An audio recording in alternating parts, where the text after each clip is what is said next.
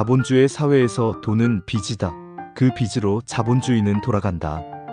그래서 누군가는 필연적으로 파산을 해야만 한다. 안녕하세요. 한 권의 책을 읽고 그 내용 중에서 우리에게 도움이 될 만한 부분을 선정해서 여러분께 전해드립니다. 여러분의 삶에 지식과 위로와 감동을 드리고자 합니다. 오늘은 EBS 다큐 프라임 자본주의라는 책입니다.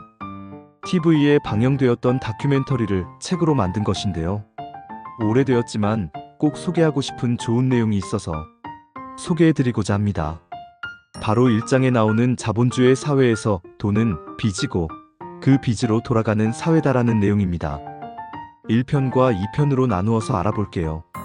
첫 번째로 1편에서는 자본주의에 존재하는 모든 돈은 빚이고 그 빚으로 돌아가는 것이 자본주의 사회다라는 것을 이해해 보겠습니다.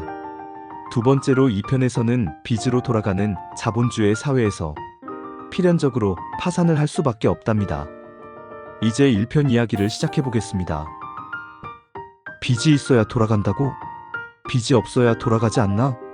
나는 빚지지 않고 저금을 열심히 하는데 내가 번 돈이 빚이라고? 이게 무슨 말이지? 이렇게 의아해 하시는 분들이 많이 계세요. 이제 그게 무슨 말인지 한번 알아볼게요. 처음에 시장에는 돈이 하나도 없습니다. 그래서 중앙은행이 돈을 만듭니다. 그리고 그 돈을 일반인에게 주는 것이 아니라 은행에게 줍니다. 그러면 은행은 지급준비금이라는 돈을 은행에 조금 남기고 누군가에게 대출을 해줍니다. 이때 비로소 시장에 돈이 생기게 됩니다. 그런데 여기서 재미있는 일이 일어납니다. 은행은 중앙은행으로부터 받은 돈으로 계속해서 보이지 않는 돈을 만듭니다. 이렇게 만듭니다. 맨 처음 중앙은행이 시중은행에게 100만원을 줍니다. 첫 번째 이 은행이 A에게 지급준비금 10만원을 남기고 90만원을 대출을 해줍니다. 시장에는 은행이 만든 90만원이라는 돈이 생겼습니다. 두 번째, A가 이 돈을 모두 은행에 예금한다고 가정하면 은행은 9만원을 남기고 81만원을 B에게 대출을 해줍니다. 이제 시장에는 90만원과 81만원을 더한 171만원으로 증가합니다.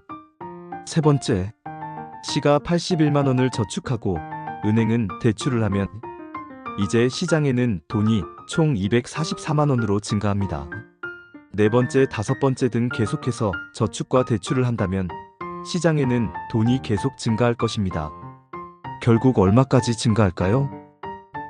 지급준비율을 10%라고 가정하여 산술적으로 계산하면 처음 100만원의 10배인 거의 1000만원까지 늘어나게 됩니다.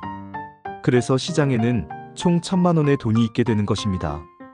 중앙은행이 공급한 실체가 있는 돈 100만원이 은행이 대출을 통해서 공급하는 실제하지 않는 서류상 숫자로만 존재하는 돈 1000만원으로 불어나서 시장에 있게 됩니다.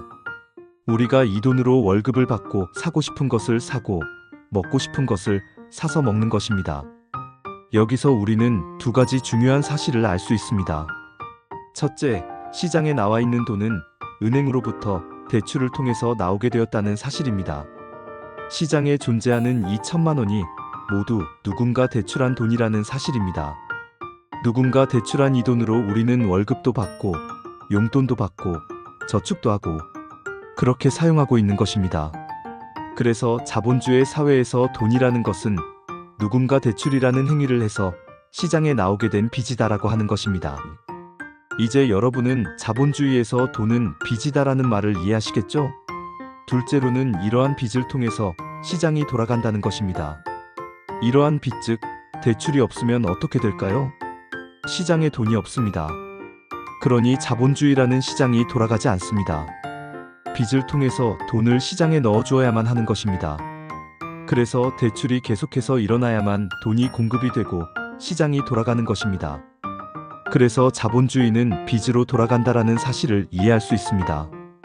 이제 우리는 두 가지 사실을 충분하게 이해할 수 있었습니다. 우리 사회에 존재하는 모든 돈은 누군가 대출을 받은 돈 즉 빚이라고 하는 사실과 그 빚으로 돌아가는 것이 자본주의 사회라는 것을요. 위의 두 가지 이유로 안타까운 사실이 존재하게 됩니다. 빚으로 돌아가는 사회에 한계가 있기 때문에 차가운 사실입니다. 바로 누군가는 필연적으로 파산하는 사람이 있어야 한다는 사실입니다. 그래서 우리가 자본주의에서 살아가면서 이 함정에 빠지지 않기 위해 어떻게 살아가야 하는지를 꼭 알아야겠지요. 이를 다음 2편에서 자세히 알아볼게요. 오늘도 들어주셔서 감사합니다. 좋은 하루 되세요.